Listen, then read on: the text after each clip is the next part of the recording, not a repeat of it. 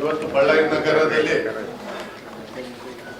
SI ವಿರೋಧಿ ಜಾತ್ಯತೀತ ಪಕ್ಷಗಳು ಹಾಗೂ ಜನಪರ ಸಂಘಟನೆಗಳ ಒಕ್ಕೂಟ ವತಿಯಿಂದ ಹಾಗೂ ಎದ್ದೇಳು ಕರ್ನಾಟಕ ವತಿಯಿಂದ ಹಮ್ಮಿಕೊಂಡಿರುವ ಇಂದಿನ ಈ ಪತ್ರಿಕಾಗೋಷ್ಠಿಯಲ್ಲಿ ಬಂಧುಗಳು ಎಲ್ಲರಿಗೂ ಗೊತ್ತಿದ್ದಾಗೆ ನಮ್ಮ ರಾಷ್ಟ್ರದ 16 ರಾಜ್ಯದಲ್ಲಿ ಇದು SIR ಜಾರಿಯಾಗಿದೆ.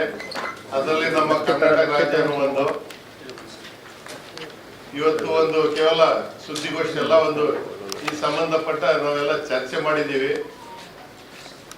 ನಾವೆಲ್ಲ SR ವಿರೋಧಿ ಅಂತ ಹೇಳಿ ಘೋಷಣೆ ಮಾಡ್ತಿದ್ದೀವಿ. ಯಾಕಂತ ಹೇಳಿದ್ರೆ ನಮ್ಮ ದೇಶಕ್ಕೆ ಸಂವಿಧಾನ ತಂದಿರೋ ಬಾಬಾ ಸಾಹೇಬ್ ಅಂಬೇಡ್ಕರ್ ಅವರು ಬರೆದಿರೋ ಸಂವಿಧಾನ ವಿರೋಧ ಇದು SR ಆಗಿದೆ.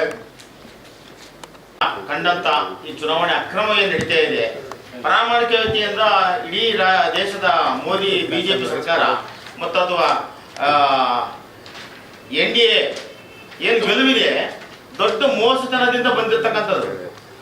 ಆ ಮೋಸತನ ನಾವು ಜನರ ಮಧ್ಯೆ ಎಚ್ಚರಿಕೆಯನ್ನು ಕೊಡ್ತಾರೆ. SIR ಏನು ನಡೀತಾ ಇದೆ, ಏನು ಅದರಲ್ಲಿ ಕುತಂತ್ರ ನಡೀತಾ ಇದೆ, ನಮ್ಮ ಓಟ್ಗಳು ಯಾವ ರೀತಿ ಕಿತ್ಕೊಳ್ತಾ ಇದೆ, ಕ್ರಿಶ್ಚಿಯನ್ಸ್ ಓಟ್ಗಳು, ದಲಿತ ಓಟ್ಗಳು, ಅಲ್ಪಸಂಖ್ಯಾತರ ಓಟ್ಗಳು ಮತ್ತು ನಮ್ಮ ಲೈಂಗಿಕ ಅಲ್ಪಸಂಖ್ಯಾತರ ಓಟ್ಗಳು ಯಾವ ರೀತಿ ಅದು ನಷ್ಟ ಆಗುತ್ತೆ ಮತ್ತು ಅಲೆಮಾರಿಗಳು ಗುಡಾರಗಳಲ್ಲಿರ್ತಕ್ಕಂಥ ಜನರು ಓಟ್ಗಳು ಅವ್ರು ಏನು ಯಾವ ರೀತಿ ರಿಪೋರ್ಟ್ ಕೊಡ್ತಾರೆ ಅನ್ನೋದು ಸರಿಯಾಗಿ ಸಮೀಕ್ಷೆ ನಡೆಯಲ್ಲ.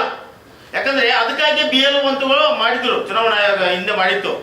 ಅಂಗನವಾಡಿ ಕಾರ್ಯಕರ್ತರೆಲ್ಲ ಸೇರ್ಕೊಂಡು ಪ್ರಾಮಾಣಿಕವಾಗಿ ರಿಪೋರ್ಟ್ ಕೊಡ್ತಾ ಇದ್ರು. ಆದ್ರೆ ಇವತ್ತು SIR ಏನು ಪರಿಶೀಲನೆ ಮಾಡಕ್ ಬಂದಿದೆಯಲ್ಲ, ಇದು ದೊಡ್ಡ ಮೋಸ, ವಂಚನೆ, ಕುತಾಂತ್ರ ಅಡಗಿದೆ ಬಿಜೆಪಿ ಸರ್ಕಾರದಲ್ಲಿ.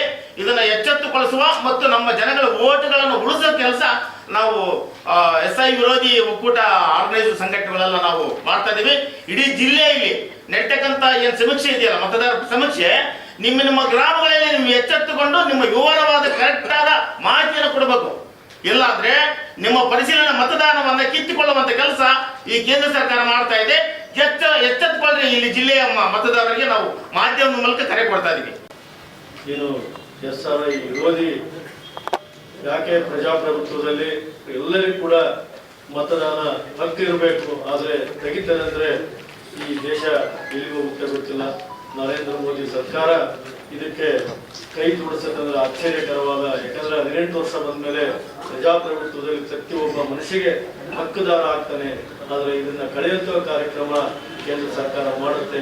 ಅದ್ರ ವಿರುದ್ಧ ನಮ್ಮ ರೈತ ಸಂಘ ಕೂಡ, ಎಲ್ಲ ರೈತ ಸಂಘ ಇರ್ಬೋದು, ಹಲವಾರು ಪ್ರಗತಿಪರ ಸಂಘಟನೆಗಳು ಮತ್ತು ಹಲವಾರು ಪಕ್ಷದ ಮುಖಂಡರು ಭಾಗವಹಿಸಿ ಇದ್ರ ಬಗ್ಗೆ ವಿರೋಧವನ್ನ ಕೊಡ್ತಾ ಇದೀವಿ ಅಂತ ಹೇಳಕ್ಕೆ ಧನ್ಯವಾದ.